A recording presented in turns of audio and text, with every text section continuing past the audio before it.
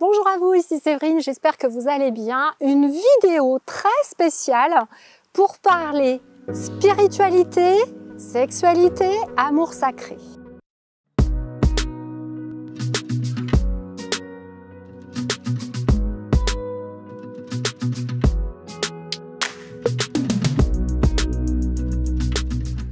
Bonjour à vous, ici Séverine, je suis naturopathe, magnétiseur et coach sur Toulouse. Je vous invite à vous abonner et à appuyer sur la cloche pour ne pas louper les prochaines vidéos. J'ai eu quelques questions sur spiritualité, sexualité, etc. Donc je vais vous dire ce que j'ai compris des dernières, on va dire, échanges que j'ai pu faire avec mon guide sur ce sujet-là. Bon, j'ai choisi de me mettre au soleil, hein, donc ce sera peut-être un petit peu surexposé, mais voilà. Alors, j'ai pris avec moi c'est une personne qui est à côté de chez moi, qui fait ces magnifiques fleurs de vie. Ça me semblait bien approprié pour vous expliquer que dans cette fleur de vie, donc vous savez que la fleur de vie représente en quelque sorte, et la graine de vie, l'élément fondamental qui est au centre de chacune des cellules de l'être humain. Et cette fleur de vie, en fait, on peut la voir sous l'angle des énergies. De la manière suivante, et je vais faire une analogie justement avec l'énergie sexuelle sacrée, je dis bien. Donc dans cette fleur de vie, on va avoir plusieurs énergies. On va avoir l'énergie de l'univers qui va être autour, qui est vraiment ce qu'on appelle notre roue cosmique et qui vient nous nourrir. C'est-à-dire qu'à un moment donné, toutes vos cellules sont reliées dans un espace auprès du créateur de tout. Voilà, on va l'appeler comme ça, quelle que soit votre religion. Et ensuite, vous avez des énergies qui vont se combiner tout au long de la journée au sein de vous. Il va y avoir des énergies de Kundalini, qui est votre énergie de vie donc le long de la colonne vertébrale. Cette Kundalini va être en lien avec toutes les énergies que vous allez capter toute la journée et celles que vous allez générer au travers de vos émotions. Et cette Kundalini va entrer en action également dans ce qu'on appelle l'énergie sexuelle. Alors, comment ça se passe là avec la montée en vibration ? Bien qu'effectivement, il y a des gens qui sont dans cet amour sacré depuis plusieurs générations et c'est quelque chose qu'on devrait connaître. En fait, je voudrais déjà vous expliquer comment ça se passe là dans la 3D classique. Dans la 3D classique, on est dans une société où il y a eu la liberté sexuelle et où on se dit que c'est normal de pouvoir avoir des relations avec qui on le souhaite, quand on le souhaite, voilà. Et la religion a mis un carcan là-dessus avec l'histoire de fidélité au sein d'un couple marié. Bon. Dans l'univers, comment ça fonctionne et encore une fois, ce que je vais vous dire ne dépend que de moi, peut-être que je me trompe, mais voilà les informations que j'ai reçues et que j'ai comprises. Premièrement, les religions ont souhaité mettre un interdit sur cette énergie, puisque si vous maîtrisez correctement la Kundalini, les énergies sexuelles qui en découlent, etc., vous avez plein pouvoir, d'accord? Vous pouvez créer votre vie, vous pouvez faire un certain nombre de choses. Donc, c'était important pour des gens qui veulent garder un certain contrôle que l'humain moyen n'y ait pas accès, tout simplement. Donc, comment ça se passe? Dans la 3D, il y a une programmation. Et je constate de plus en plus cette programmation quand je fais des soins sur des femmes victimes, etc.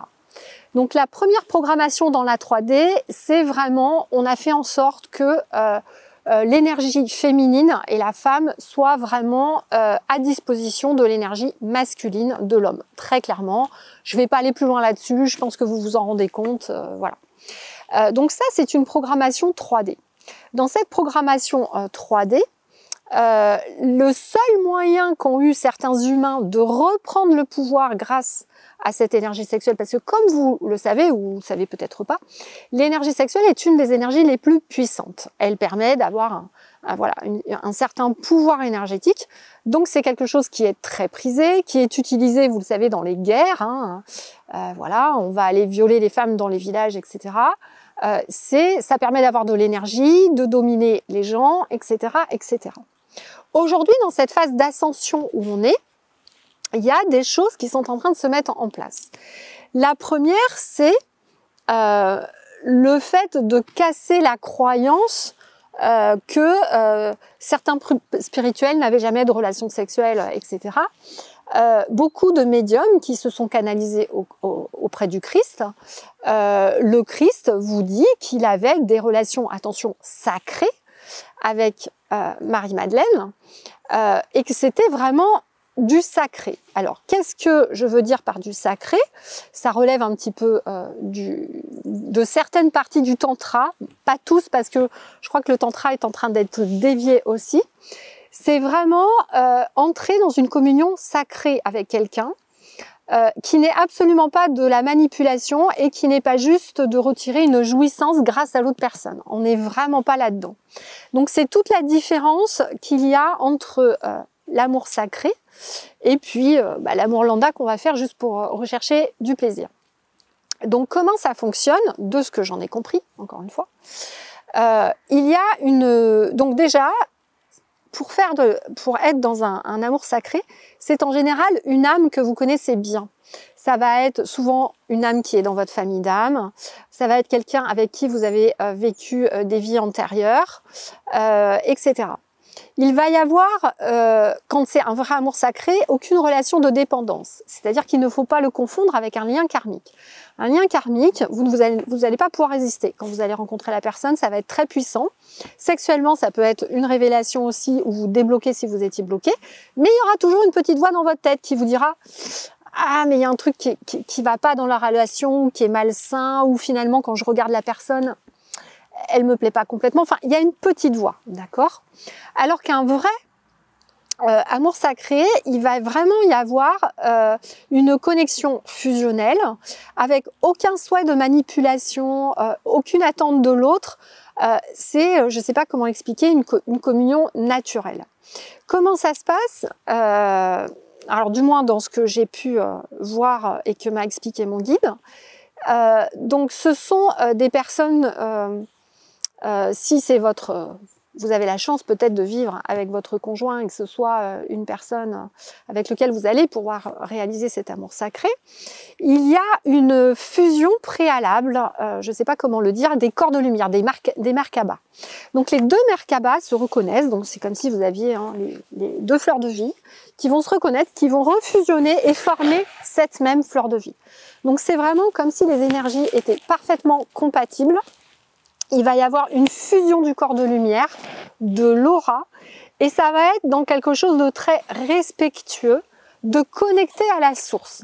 Il va vraiment y avoir une énergie particulière qui va mettre en action la Kundalini, les énergies sexuelles, et qui va permettre de créer quelque chose de nouveau sur la Terre ou la dimension où ça se passe. C'est-à-dire, c'est exactement ce que vous avez dans la Bible, vous savez, avec Jésus qui multiplie les poissons pour nourrir tout le monde. C'est comme si la fusion qui est créée entre les deux êtres va créer une énergie connectée à l'amour divine qui va se diffuser autour de vous et qui va permettre vraiment de remettre du positif, de l'amour divin sur la terre.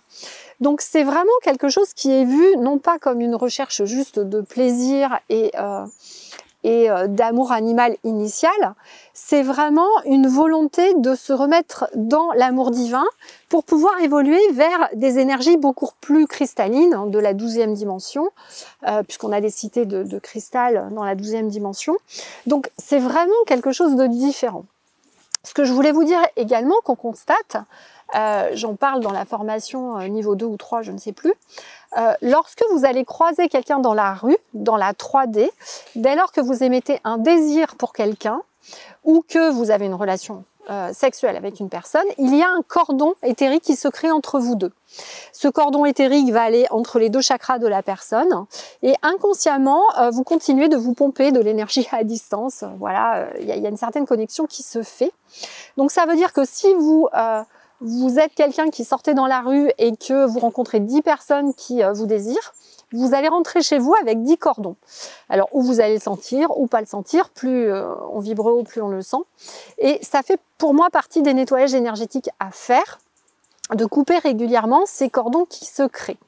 Donc ça veut dire qu'en fait, l'humain dans la 3D, sans le savoir, va être connecté à plein de personnes parce qu'il y a eu cette énergie de désir ou en tout cas une volonté de déclencher un petit bout de cette énergie sexuelle. Tout ça va faire que déjà, ça va vous prendre de l'énergie et ça va empêcher à votre Kundalini, votre énergie sexuelle, d'être complètement disponible pour aller vivre autre chose. Et encore une fois, je peux me tromper, mais j'ai le sentiment, pour côtoyer quelques personnes qui pratiquent l'amour libre, ont énormément de relations, plus vous allez avoir énormément de relations, plus il va y avoir ces cordons, et plus on constate que ces personnes ne vont pas bien, qu'elles sont décentrées d'elles-mêmes, qu'elles ont vraiment du mal à faire des choix, à avoir une vie qui avance, elles sont comme bloquées. Et ce que me dit mon guide, c'est que vraiment une partie de ces cordons éthériques en sont vraiment la cause. Voilà. Donc c'est vraiment, je pense, une nouvelle approche dans cette phase de hausse vibratoire, de spiritualité, où on est censé faire ascensionner nos corps.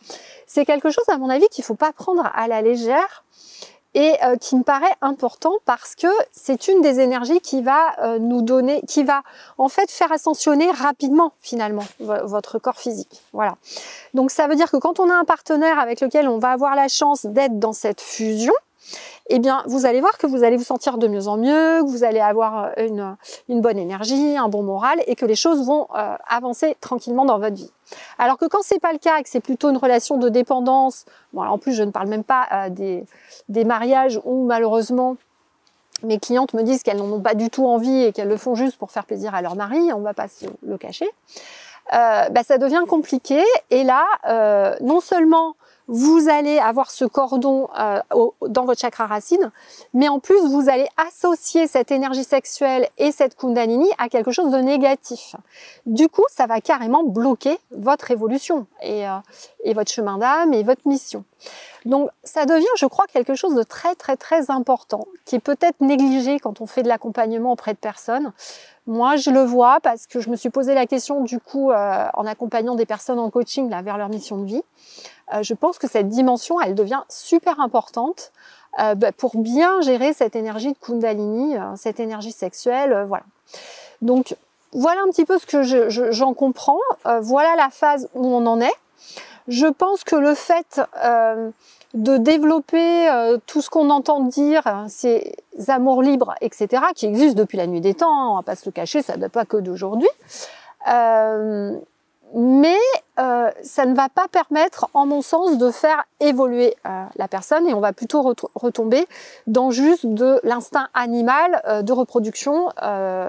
Et encore, c'est pour moi même pas de l'instinct animal, puisque l'animal le fait que pour se reproduire, il va pas forcément chercher un plaisir, alors que l'humain l'a déconnecté de tout ça et va plutôt rechercher un plaisir. Et quand on parle avec des peuples de dimension ascensionnée, par exemple dans les cités cristal de 10e, 11e, 12e dimension, et quand on parle aussi avec des peuples ascensionnés, ils nous disent que eux, déjà ils ne se reproduisent pas de la même façon, ça va être justement quelque chose de très énergétique, voilà, qui va pas passer forcément par le corps, et qui va être de cet esprit du divin, et où il va y avoir une reproduction uniquement parce qu'à un moment donné, c'est nécessaire pour faire quelque chose, mais pas du tout pour juste, comme nous on peut le faire en tant qu'humain, quoi. Voilà. Donc j'ai le sentiment qu'il y a quelque chose de très important qui est en train de se jouer autour de ça. N'hésitez pas à me dire en commentaire vos impressions là-dessus. Je n'ai pas encore toutes les informations, voilà. J'essaie pour le moment de faire le lien entre ce que je constate dans les cordons éthériques de mes clients ou sur moi-même, ma correspondance du coup avec ma Kundalini. Et puis moi j'ai beaucoup de chance, hein, je vis avec mon âme sœur, donc avec mon mari justement on est plutôt dans cette fusion sacrée. Donc voilà, je fais un peu l'expérience, j'essaye de constater ce que je vois au fur et à mesure. Et puis je vous en dirai un peu plus, si le sujet vous intéresse, n'hésitez pas à me le dire, je vous ferai d'autres vidéos là-dessus.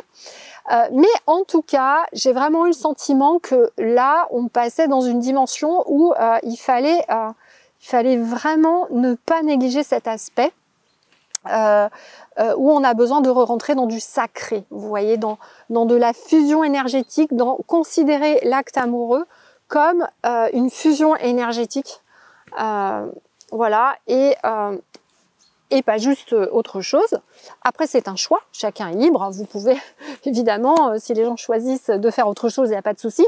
Mais ce que je veux dire, c'est que, évidemment, pour évoluer d'un point de vue spirituel, ça me paraît difficile de le faire dans ce cas-là. Voilà. Donc voilà la compréhension. Donc je réinsisterai dans la formation en magnétisme pour bien vous réexpliquer comment enlever ces cordons. Faites-le régulièrement. Hein, quand je le fais sur les femmes, elles sentent vraiment un poids qui s'en va. Donc je pense que c'est important de le savoir, de ne pas être ignorant vis-à-vis de ces énergies qui se créent et qui peuvent des fois nous pomper sans qu'on s'en rende compte et nous bloquer aussi dans notre mission. Voilà.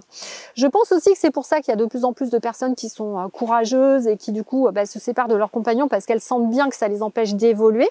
Mais peut-être que même si elles se séparent, elles peuvent des fois, vous le savez, recréer la même dynamique avec un nouveau compagnon et ne pas forcément rentrer dans cette dynamique de fusion et du coup parfois elles se retrouvent bloquées également. Donc voilà, je crois qu'on est dans ce cheminement en ce moment au sein de l'être humain. En tout cas, c'est le sentiment que j'ai. Donc voilà, j'ai envie d'échanger ça avec vous. N'hésitez pas à me dire si ça vous parle, les questions que ça suscite, j'y répondrai avec plaisir. N'hésitez pas aussi là, sur ce mois-ci, regardez s'il vous plaît mes vidéos que j'ai fait sur la nouvelle lune, la pleine lune. Essayez de travailler ça, c'est vraiment important cette fin d'année, vu les événements, vu les énergies en ce moment. Donc je vous invite à le faire, voilà. Donc j'attends vos commentaires nombreux. Je vous fais des gros bisous, des gros câlins. Prenez bien soin de vous et à très bientôt.